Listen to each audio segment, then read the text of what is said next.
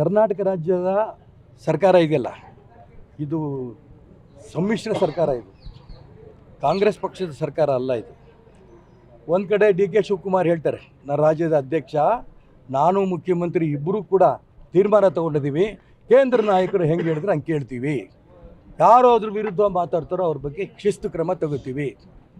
ಮುಖ್ಯಮಂತ್ರಿಗಳು 10 ಬಾರಿ ಹೇಳಿದ್ದಾರೆ, 5 ವರ್ಷ ಪೂರ್ಣ ನಾನೇ ಮುಖ್ಯಮಂತ್ರಿ. ಅವ್ರ ಮಗ ಹೇಳ್ತೇನೆ ಯತೀಂದ್ರ, ನಮ್ಮ ಅಪ್ಪನೇ 5 ವರ್ಷ ಮುಖ್ಯಮಂತ್ರಿ ಬಗ್ಗೆ ಮಾತಾಡ್ತಿಲ್ಲ ಅವರು. ಯಾಕೆ ಅವ್ರ ಬಗ್ಗೆ ನೀವು ಕ್ರಮ ತಗೋತಿಲ್ಲ? ತಾಕತ್ತಿಲ್ವ ಡಿ ಕೆ ಶಿವಕುಮಾರ್ಗೆ? ಅವನು ಯಾರೋ ಎಂಥದೊಬ್ಬ ಸಾಬಣ್ಣ MLA, ಅವನೇ ನೆನ್ನೆ ಹೇಳಿಕೆ ಕೊಟ್ಟಾನೆ. ಇದೊಂದು ಎಳಸು ಹೇಳಿಕೆ ಅಂತ. ಯಾರ್ದು? ಯತೀಂದ್ರನ ಹೇಳಿಕೆ. ಮುಖ್ಯಮಂತ್ರಿಗಳ ಮಗ ಯತೀಂದ್ರನ ಮುಖ್ಯಮಂತ್ರಿ ಸ್ಥಾನದ ಬಗ್ಗೆ ಕೊಟ್ಟಿರೋಂಥ ಹೇಳಿಕೆ ಎಳಸು ಹೇಳಿಕೆ. ಇನ್ಯಾರ ಬಗ್ಗೆ ಹೇಳಲಿ ನಾನು? ಮುಖ್ಯಮಂತ್ರಿ ಬಗ್ಗೆ ಹೇಳೋದೊಂದು ಬಾಕಿ ಇದೆ. ಯಾರು ಬಿಟ್ಟರು? ಯತೀಂದ್ರ ಅಂದರೆ ಯಾರು? ಯಾರು ಬಿಟ್ಟಂಗೆ ಅವಾಗ ಲೆಕ್ಕ ಹೇಳಿ, ನೀವೇ ಹೇಳಿ. ನನಗೆ ಪ್ರಶ್ನೆ ನೀವು ಕೇಳ್ತಿರಲ್ಲ, ನಾನು ನಿಮಗೆ ಕೇಳ್ತೀನಿ. ಯತೀಂದ್ರ ಸಿದ್ದರಾಮಯ್ಯನ ಮಗ, ಯತೀಂದ್ರ ಅಷ್ಟು ಬುದ್ಧಿವಂತನಾ ಸತೀಶ್ ಜಾರಕಿಹೊಳಿ ಹೆಸರು ತೇಲ್ಬಿಡೋದಕ್ಕೆ? ಇದ್ರ ಹಿಂದೆ ದೊಡ್ಡ ಷಡ್ಯಂತ್ರ ಇದೆ. ನನಗನ್ಸುತ್ತೆ ಯಾವ ಕಾರಣಕ್ಕೂ ಡಿ ಕೆ ಶಿವಕುಮಾರ್ಗೆ ಮುಖ್ಯಮಂತ್ರಿ ಆಗೋಕ್ಕೆ ಅವಕಾಶ ಕೊಡಲ್ಲ. Number 1. Number 2, D K Shivakumar ಸುಮ್ಮನೆ ಕೂರಲ್ಲ. ಅದು ಸುಮ್ಮನೆ ಕೂರಂಥ ಹುಳ ಅಲ್ಲ ಅದು. ಅರ್ಥ ಆಯ್ತಾ? ಹಾಗಾಗಿ ಎಷ್ಟು ದಿನ ಈ ಸರ್ಕಾರ, ಕಾಂಗ್ರೆಸ್ ಸರ್ಕಾರ ಕುಟು ಅಂತ ಜೀವ ಇಟ್ಕೊಂಡಿರುತ್ತೋ ಗೊತ್ತಿಲ್ಲ. ಬಂದು 2.5 ವರ್ಷದಿಂದನೂ ಕೂಡ ಕರ್ನಾಟಕ ರಾಜ್ಯದ ಜನತೆಗೆ ಹಿಂಸೆ. ಒಂದೇ ಒಂದು ಅಭಿವೃದ್ಧಿ ಕೆಲಸ ಆಗಿಲ್ಲ.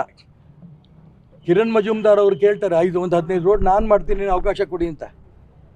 ಇಂಥ ಸರ್ಕಾರ ರಾಜ್ಯದ ಇತಿಹಾಸದಲ್ಲಿ ಯಾವುದೂ ಬಂದಿರಲಿಲ್ಲ. ಗುಂಡಿ ಮುಚ್ಚಕ್ಕೆ ಖಾಸಗಿ ಕಂಪನಿಗಳು ಹೊರಗೆ ಬರ್ತಾ ಇದೆ ಅಂತಂದರೆ ಸರ್ಕಾರ ಸತ್ತೋಗಿದೆ ಅಂತಲೇ ಅರ್ಥ. ಅದಕ್ಕೋಸ್ಕರ ರಾಜ್ಯದ ಯಾವ ಅಭಿವೃದ್ಧಿ ಕೆಲಸನೂ 2.5 ವರ್ಷದಿಂದ ನಡೆದಿಲ್ಲ.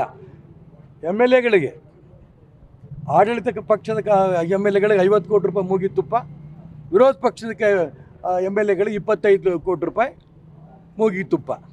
50 ಕೋಟಿ 25 ಕೋಟಿ ಕನಸಿನಲ್ಲಿ ಕಾಣಬೇಕು ಇವರು. 1 ರೂಪಾಯಿ ಸಿಗಲ್ಲ ಇವರಿಗೆ.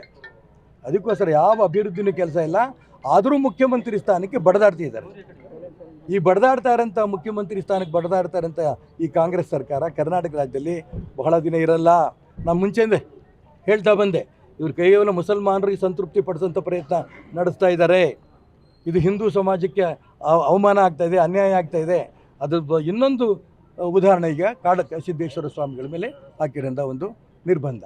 ಅತ್ಲ ಮುಸಲ್ಮಾನರಿಗೆ ಸಂತೃಪ್ತಿ, ಇತ್ಲ ಸಾಧು ಸಂತರಿಗೆ ಆಗ್ತಾರಂಥ ಅಪಮಾನ. ಅದಕ್ಕೋಸ್ಕರ ಹೇಳ್ತೀನಿ, ಈ ಸರ್ಕಾರ ಭಾಳ ದಿನ ಉಳಿಯಲ್ಲ. ರಾಜ್ಯಪಾಲರ ಮುಖಾಂತರ ರಾಷ್ಟ್ರಪತಿ ಆಡಳಿತ ಬರ್ಬೋದು, ಚುನಾವಣೆನೂ ಕೂಡ ಬರ್ಬೋದು.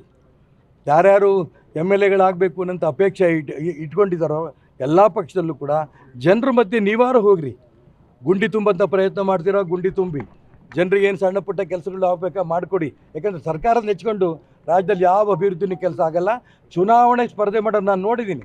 ಸ್ಪರ್ಧೆ ಮಾಡಬೇಕು ಅಂತ ಅಪೇಕ್ಷೆ ಅಂತ ಅನೇಕ MLA ಅಭ್ಯರ್ಥಿಗಳು ಚುನಾವಣೆ ಮುಂಚೆನೇ ಅನೇಕ ದೇವಸ್ಥಾನಗಳು ಕಟ್ಸ್ಕೊಟ್ಬಿಡ್ತಾರೆ, ಅನೇಕ ಟಾರ್ ರಸ್ತೆ ಒಡೆ ಮಾಡ್ತಾರೆ. ಚುನಾವಣೆ ಬರುತ್ತೆ ಅಂತ ಅಂದ್ಕೊಂಡು ಈಗಲಾರು ಕೂಡ ಈ ಅಭ್ಯರ್ಥಿ ಆಗಬೇಕು ಅಂತ ಅಪೇಕ್ಷೆ ಪಡ್ತಿರೋರು ನಾಳೆ ಚುನಾವಣೆ ಬಂದಾಗ ವೋಟರ್ಸಿಗೆ ಖರೀದಿ ಮಾಡೋ ಆಮೇಲೆ ಮಾಡ್ತಿರೋ ಬಿಡ್ತಿರೋ ನಂಗೆ ಗೊತ್ತಿಲ್ಲ. ಆದರೆ ಜನಸಾಮಾನ್ಯರಿಗೆ ಆಗಬೇಕಂತ ಮೂಲಭೂತ ಸೌಕರ್ಯಗಳನ್ನು ಕೊಡಿಸೋ ದಿಕ್ಕಲ್ಲಿ ನಿಮ್ಮ ಸ್ವಂತ ದುಡ್ಡಲ್ಲಾರು ಪ್ರಯತ್ನ ಮಾಡಿದ್ರೆ ನೀವು ಚುನಾವಣೆ ಗೆಲ್ಬೋದು ಅನ್ನೋಂಥ ನಂಬಿಕೆ ನನಗಿದೆ. ಗ್ಯಾರಂಟಿ ನ್ಯೂಸ್, ಸುದ್ದಿ ಖಚಿತ, ನ್ಯಾಯ ನಿಶ್ಚಿತ.